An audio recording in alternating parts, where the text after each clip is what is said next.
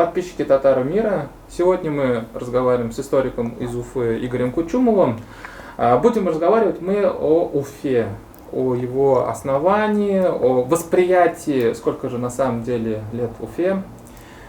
Игорь Абы, в 2005 году Татарстан праздновал тысячелетие, и вот сейчас в 2024 году Уфа хочет отпраздновать свое 450-летие. Скажите, пожалуйста, вот когда Казань праздновала тысячелетие, как в Уфе отнеслись к этому?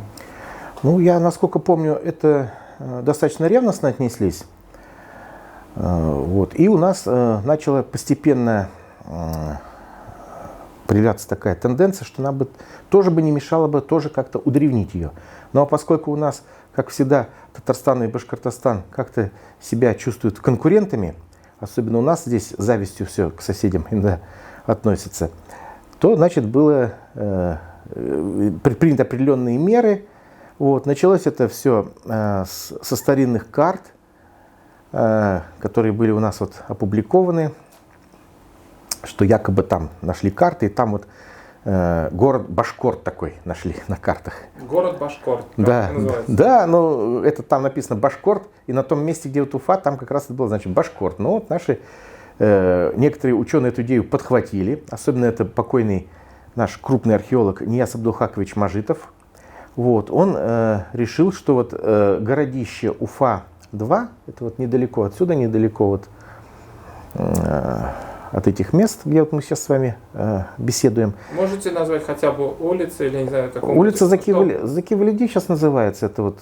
Вот, значит, и вот это городище известно давно уже. Его начал раскопки еще в 50-е годы 20 века. Был такой у нас краевед Петр Ищериков, такой, ну, очень такой известный. Он не имел такого, скажем, образования, но он очень был писучий. У него было много публикаций в свое время. Вот он умер в начале 60-х годов. И вот он, значит, был и археолог у нас, там и историк, и в какой-то степени этнограф, и краевед, и так далее. Ну, такой универсальный человек, такой любитель, скажем, дилетант. Вот он это проводил раскопки. Потом как-то это городище, оно было известно, но, в принципе, к нему интерес угас. Вот. И вот когда вот началось такие вот поиски более древних истоков Уфы, вот Нияз Абдулхакович Мажитов, он был академик Академии наук Республики Башкортостан, он, значит, объявил, что вот это и есть город, потому что вот якобы совпадает карта с этим городом. Ну, город это эпохи, это первое тысячелетие нашей эры. Он, значит, единого мнения пока насчет того, что это было, нет среди ученых, дискуссий. Но вот у нас вот очень таким ведущим специалистом на сегодняшний день является доктор исторических наук Владимир Александрович Иванов, большой друг казанских ученых, который часто там работал. Он крупный специалист по кочевникам, по Золотой Орде, вот по этой эпохе. Он это городище хорошо знает и говорит, что не только это городище, у нас есть гораздо лучшие городища где-то там вот в западной части Башкирии. Вот. Ну, так вот получилось. И начали копать, и там вот, значит, нашли какие-то предметы, но на то, чтобы это уж такой уж как по Мажитову уж был чуть ли не центр цивилизации, здесь, конечно, такого не нашли. Мажитов ведь договорился до того, что в одной из своих работ писал, что город Башкорт – это столица средневекового Башкортостана. То есть он исходил из того, что здесь было какое-то некое мощное государство Башкортостан. Потом он писал о том, что городов было много, что это чуть ли не городская здесь цивилизация была. Вот, это все у него написано. И он, для него эта идея как бы стала идеей фикс. Он во всех ее книгах, во всех статьях, в разных вариациях обыгрывал.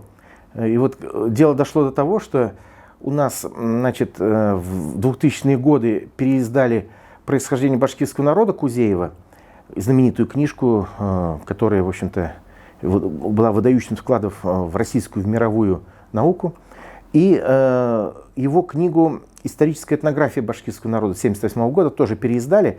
И в предисловии Мажитова. И Мажитов там пишет, что, в общем-то, недостатком Кузеева было то, что он не знал о существовании города Башкорт. Вот примерно так.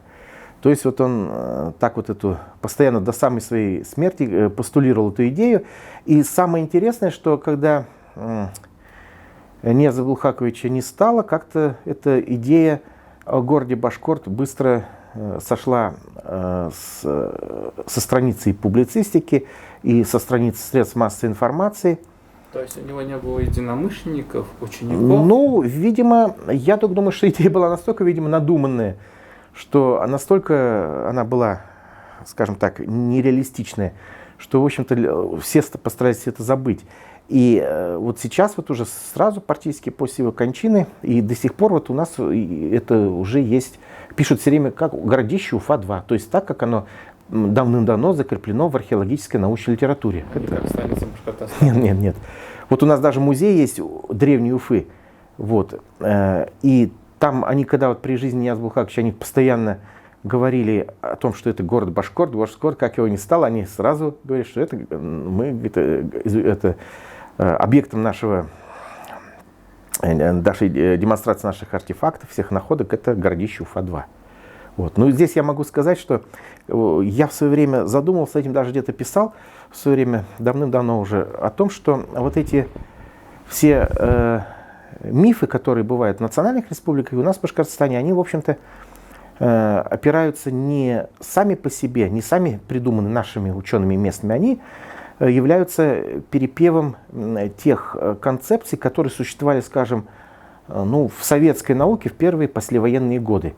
Ну, вы знаете, наверное, кто знает историю исторической науки, советской исторической, значит, там в послевоенные годы развернулась такая борьба с космополитизмом, борьба за приоритеты, когда обязательно выходили горы книг, что все русские ученые, значит, они первооткрыватели всего на Земле.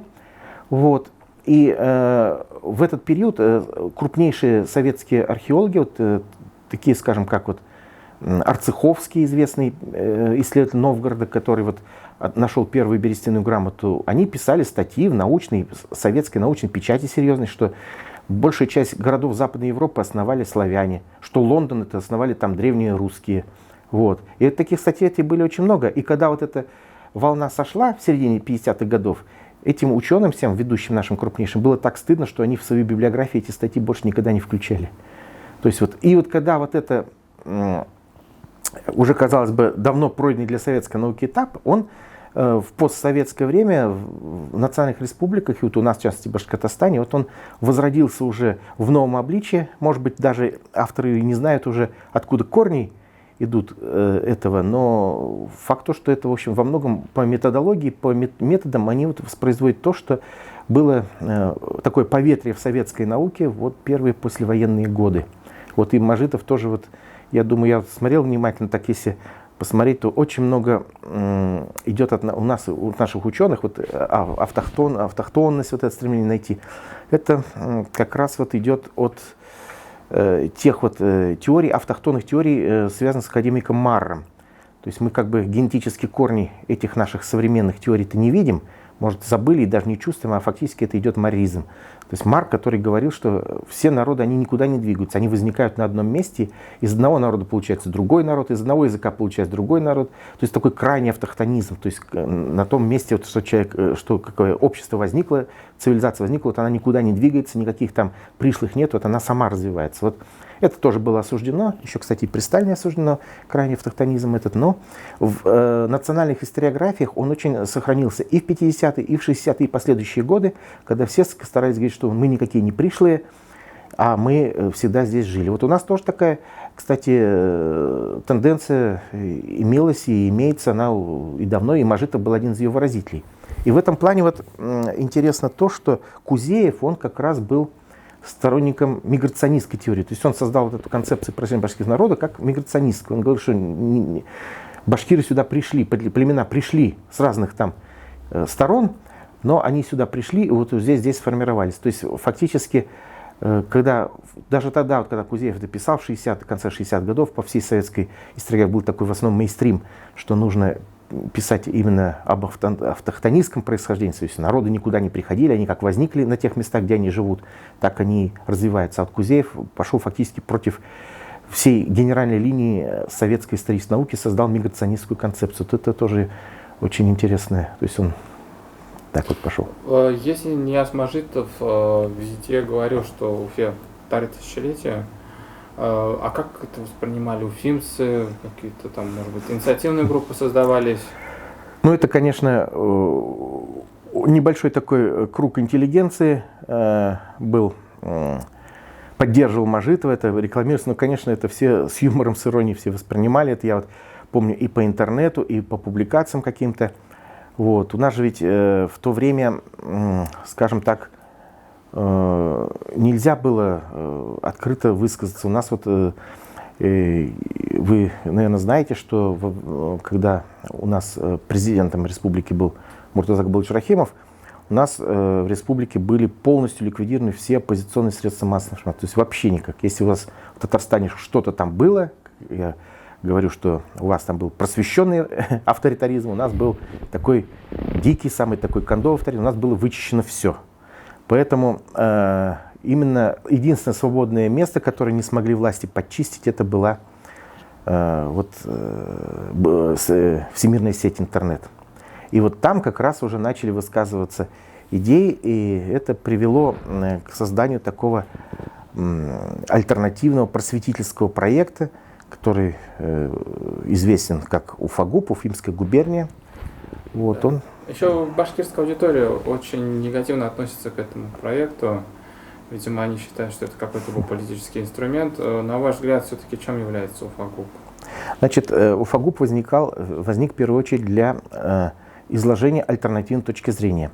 Значит, с одной стороны, там выступали авторы, которые излагали альтернативную точку зрения, альтернативную именно официальному дискурсу. То, что было у нас преподавалось в вузах, в школах, в научной литературе, официальной такой, официозной. Вот. И очень много там краеведческой информации было.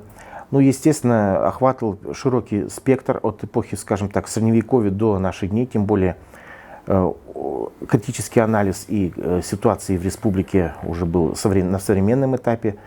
Вот. Стали поступать туда материалы такие, как, которые характерны для сайтов вот такого типа, который такой распространяет компромат. То есть там было очень много материалов, показывающих и коррупцию в высших эшелонах власти, различные там нарушения прав человека и так далее, и так далее. Вот. Что и какую роль сыграла Уфагуб в тех событиях? Ну, это фактически было единственное, скажем так, средство массовой информации, которое давало, иную точку зрения, чем та, которая была у нас распространена в официальных источниках, а в других у нас просто фактически не было. То есть это было совершенно непаханное поле, совершенно безальтернативное, и это Уфагуб быстро завоевал аудиторию, видимо, какую-то широкую, кто интересовался общественно-политической ситуацией в республике, он, конечно, всегда, вот я знаю, что у нас вот в нашем Уфимском федеральном исследовательском центре, тогда еще Уфимский научный центр, у нас вот мне рассказывали сотрудники нашего интернет-центра, что у нас вот все институты подключены были через сервер, общий сервер Академии наук. И они говорили, что все директора институтов, многие сотрудники, они начинают рабочий день с просмотра именно Уфагуба. И это, кстати, и как нам тоже говорили, и члены правительства, и вся власть у нас тоже начинала с утра с просмотра этих материалов. Но там какой был момент, там были открыты полностью комментарии практически не модерировались. И там уже в комментариях начались такие дискуссии, которые действительно очень в жесткой форме, скажем так, имели место там, разжигание, скажем, межнациональной розни, там уже начались всякие скандалы, там, трения, то есть это независимо как бы от основного материала. И когда вот там началось уголовное преследование этого сайта, то во всем многотомном уголовном деле, оно там 30 с лишним томов занимает, и там ни слова нет об основном блоке, именно вот этих вот историческом, именно общественно-политическом, это ничего нет. Все только касалось комментариев. Это именно сайт был закрыт, объявлен экстремистским. И, значит, началось уголовное преследование именно из-за комментариев. Понятно. А все-таки какую роль сыграл этот проект, например, в истории установления все-таки конечной даты образования Уфы? Вот сайт Уфагуб, он выступал против такого вот трактовки, как Мажитова, да. Швецов обращался к ведущим ученым к Владимиру Инцарчу Трепавлову, который написал справку, что действительно никакая там Уфа не 1500 лет там, а вот именно так, как принято, традиционная точка зрения. Он, кажется, там писал про 1586 год. Это вот научно доказано, но власть у нас продолжает утверждать, что Уфа 1574 год, так по инерции, как у нас еще сложилось. Вот. Это, ну, сейчас же нету теперь этой тенденции, да? Ну вот не знаю, почему они так сделали. Вот, то есть вот, 1574 год и указом президента Путина эта дата прошла в указ, и наши здесь. Хотя точно неопровержимо доказано, что 1586 год. Это доказано было еще в 70-е годы покойным башкирским историком Анваром Закировичем Асфандияровым. Значит, потом большую книгу на эту тему и подробную биографию вот этого Михаила Александровича Нагова написала Роза Гафаровна Буканова. Самое интересное, что она опубликовала свою книгу еще во времена Муртазы Губайдуловича Рахимова. И там она никаких этих 1500 не упоминает, она строго говорит, подробно рассказывает, как была Уфа построена, кто такой был Нагой, как они всегда... Она, наверное, наиболее подробно его написала биографию. И эта книга вышла в 2010 году. И вот там этот самый как раз, она сейчас даже, я не знаю, на башкирском языке, вот буквально недавно, но она, если в всемирной сети можно посмотреть, вот она там все это доказывает, все это. И потом нижневартовский профессор, вот я фамилию забыл, Солодкин, кажется, ну посмотрите, есть он серию статей опубликовал, где новый источник дошел, что Уфа действительно основан в 1586 году. Вот. А вообще эту дату обосновал еще в 19 веке академик Пекарский. Его просили узнать, когда дата была основания Уфы. Он первый это. Ну, потом, при советской власти, когда вот юбилей Уфы был, предыдущий юбилей в 1974 году, там власть вот исходила из этой точки зрения. Не знаю почему, конечно, там они это приняли, но так вот закрепилось. Научно доказано точно, 1586 год и все. Это уже неопровержимо доказано. Это, в общем-то, тенденция, кстати, удревнения вот этих городов, она не только ведь у нас.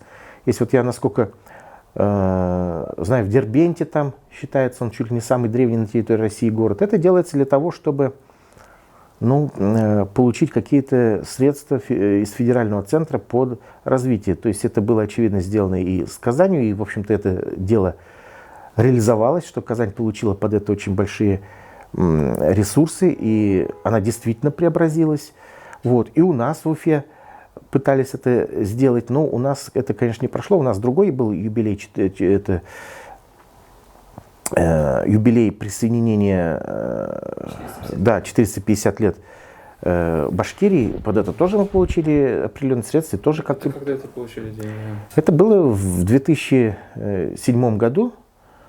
Этот был, значит, вот этот как раз, вот где мы сидим, этот музей как раз вот был, мы сюда переехали в 2007 году, вот под это дело как раз и был реконструирован этот музей. Мы дальше в таком не очень хорошем здании ютились. Вот нам это передали. Вот этот музей, где мы видели, достроили один корпус, один зал.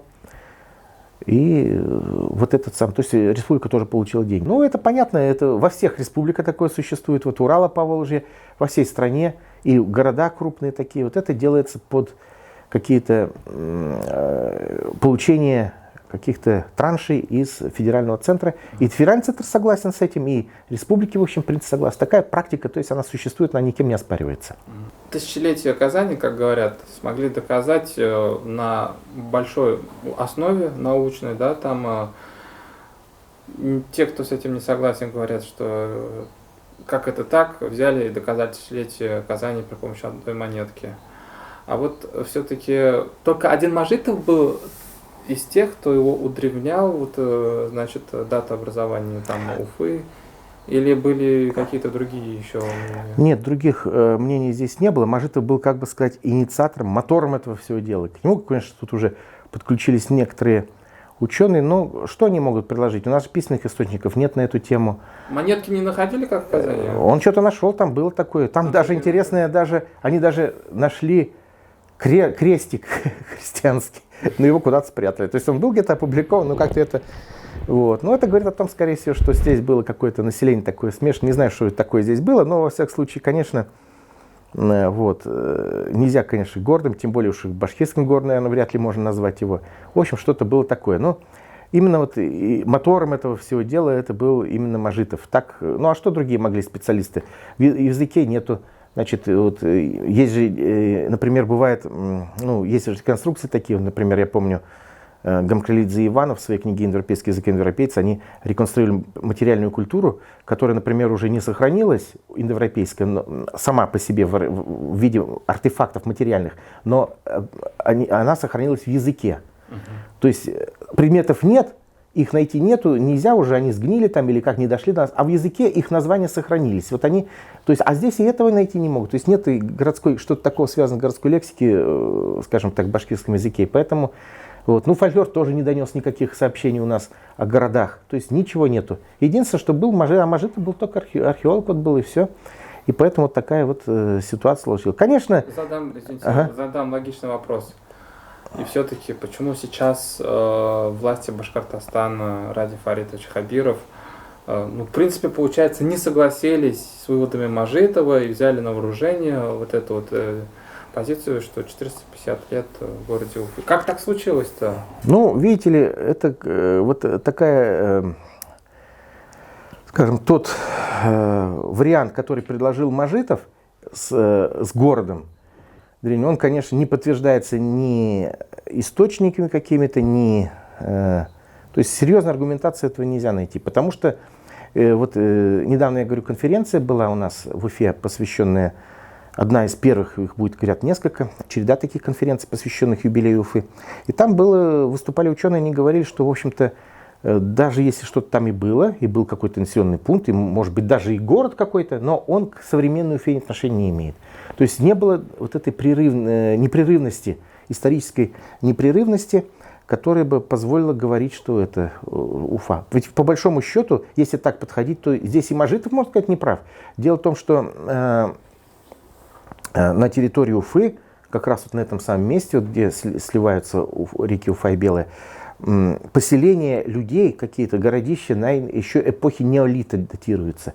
То есть фактически это удобное было место географически, чисто и с оборонительной, с торговых сторон, и поэтому здесь люди жили с эпохи неолита. Все-таки кто основал Уфу, что это за человек? Мы вообще известно об этом конкретном человеке? Значит, по основанию Уфы известно, что, значит, это был отряд стрельцов. Ну, тут уже опять тоже появились в последнее время некие такие новые уже фамилии, что якобы которые первостроители, а первым говорят, что ну, такая распространенная наиболее версия, что это заложил воевода Михаил Александрович Нагой. Его, кстати, памятник поставлен на окраине Уфы частными лицами, как раз вот основателю и руководителю сайта Уфагуб, ныне покойному, скончавшемуся в прошлом году Николаю Анатольевичу Швецову, предпринимателю. Вот он на свои деньги это поставил памятник, очень такой хороший, профессиональный, там скульптор очень высокопрофессиональный был тоже, недавно скончался в молодом возрасте. Вот. И именно вот этот воевода был, считается как первостроитель. Ну, вообще, строго говоря, это нельзя как основатель, строго юридической точки зрения. Историки некоторые оспаривают у нас вот из Башкирского университета, они, в общем-то, формально они правы, что основателем всех городов был царь. Ну, вот в данном случае Федор Иоаннович. Вот, формально, да. А вот первостроители вот как раз был Нагой и группа стрельцов, которые вот выселились на этом месте.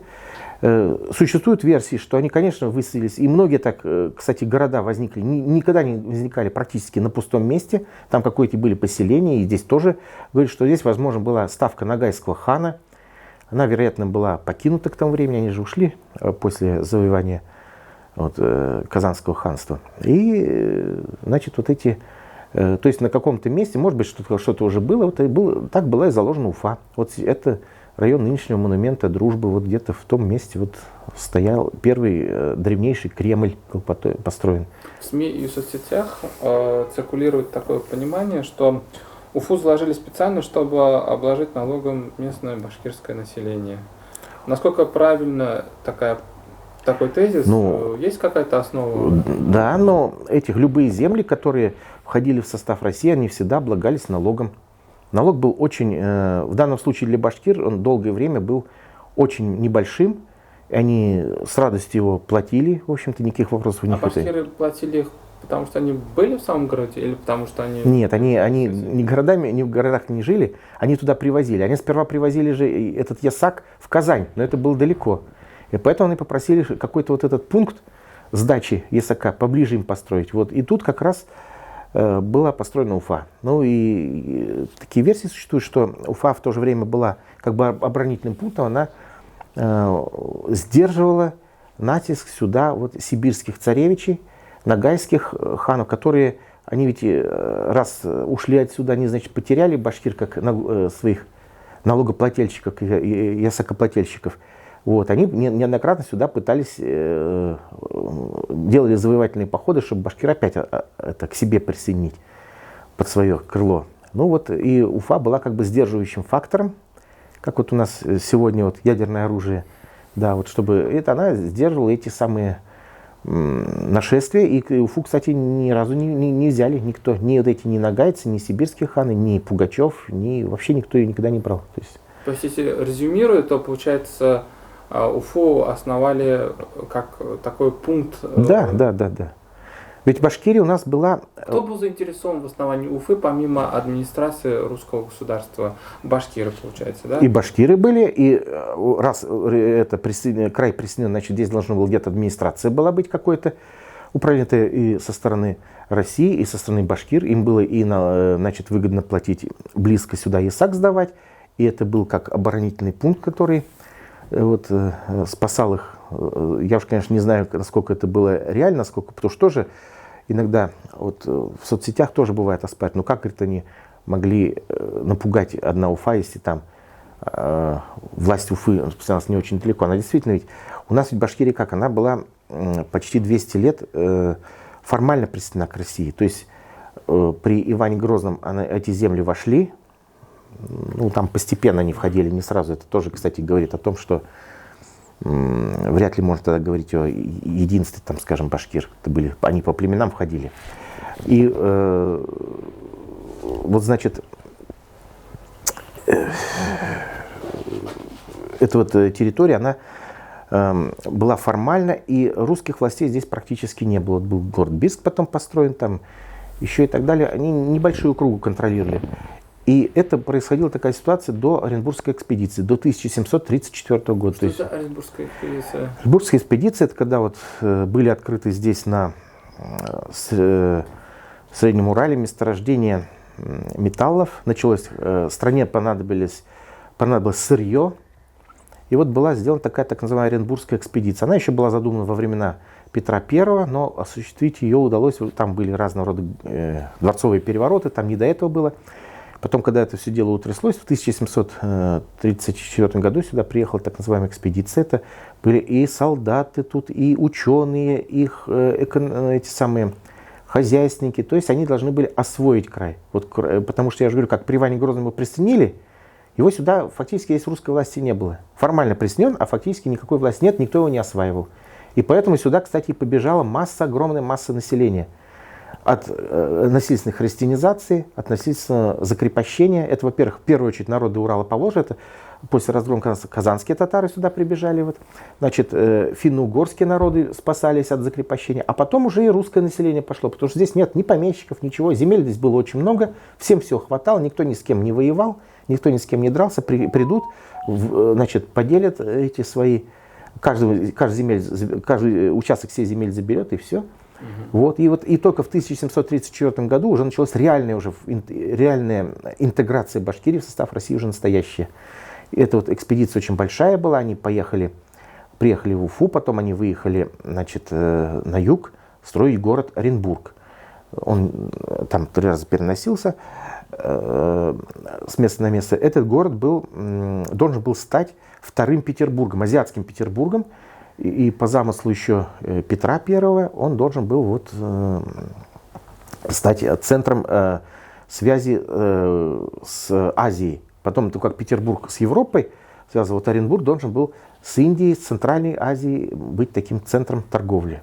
Если мы говорим об Уфе и пытаемся определить, например, ее этнический облик, то к началу 20 века, наверное, справедливо говорить Уфа русско-татарская. Ну, в какой-то степени, да. Какие есть источники, которые бы более подробнее бы раскрывали все-таки этнический облик города? Переписи населения многочисленные, эти самые, которые были, статистические материалы, опубликованные в XIX веке. Первая всероссийская перепись населения 1897 года. Там какая численность тогда Уфа была по этой переписи, известно? Сейчас я тоже точно уже не помню, где-то 1100 где-то там было, наверное, около того. И, значит, действительно это было, русское население, но городское население. Ну да. Это оно всегда, и со времен Киевской Руси это городское, то есть поэтому большинство городов, которые сделались, это русские. Татарское тоже понятно, что у них была традиция городской культуры, тоже была очень большая, и до этого они всегда были в городах хорошо представлены. То есть это башкирское общество было аграрным, и поэтому башкир было очень мало. Даже по переписи 1926 года там всего городских башкир в республике вообще было чуть больше 4%. И их массовое переселение началось сюда уже с началом индустриализации этих всех. 20-30-е годы. Да. Вот уже начался рост башкирского населения здесь . То есть оно начало это. Особенно сейчас идет, когда вымирание деревень, когда нет работы, когда тяжелое положение, сейчас люди устремились в города. Но у нас республика все равно остается аграрной. У нас большая часть населения, значительная часть населения является аграрной.